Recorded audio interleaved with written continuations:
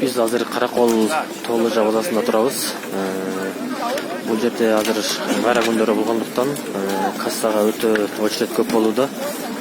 Бул жакта канаттын дорогалар саат 9-дан баштап 3:45 иштейт экен. Бирок биз эртең саат 9-да келгенбиз. Азыр уже саат 10:30 болуп калды.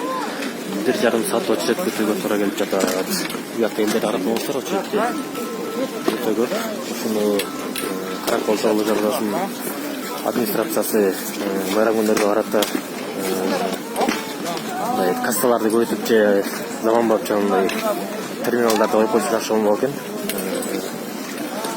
Акчасы ошо 1,200 сом эле калууда, бирок убакыттын баары ошо очередь күтүп турууга кетип жатат. Ошого көңүл буруп койсоңуздар жакшы болмок экен. Бул жакта очередь карасаңыздар канча дегенчи турат. 9-дан өтүп